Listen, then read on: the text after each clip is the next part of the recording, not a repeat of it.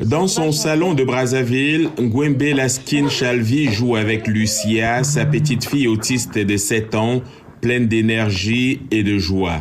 Laskin Chalvi a découvert l'état de Lucia à l'âge de 4 ans.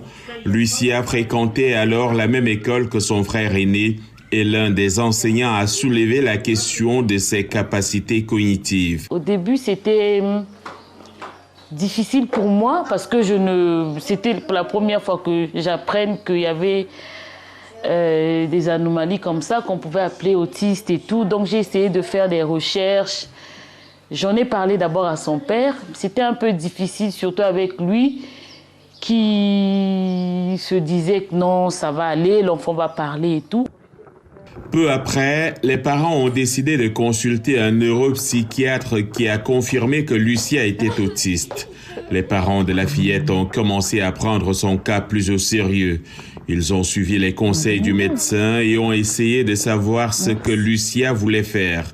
La mère lui a conçu un programme spécial qui comprend des visites au parc où la fillette de 7 ans joue et parle aux animaux.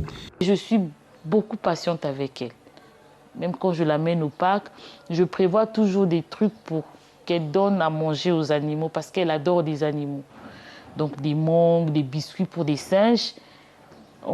Quand on arrive là-bas, elle nourrit les singes. Là, vous l'entendez parler, bébé singe, tiens, bon appétit bébé singe.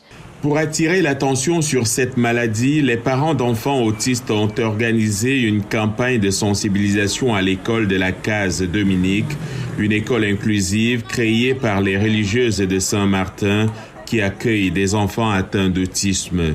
Inaugurée en 1999, l'école compte plus de 300 élèves. L'objectif, c'est de toucher le Congolais à la base, pour lui dire que l'enfant autiste est un enfant comme tout autre. Un enfant qu'on doit accueillir, qui a ses droits et qu'on doit chercher à comprendre pour mieux l'accompagner. L'autisme est un trouble de développement qui se manifeste notamment par des difficultés d'apprentissage social et de communication. Il n'existe pas de statistiques officielles sur le nombre d'enfants autistes dans le pays.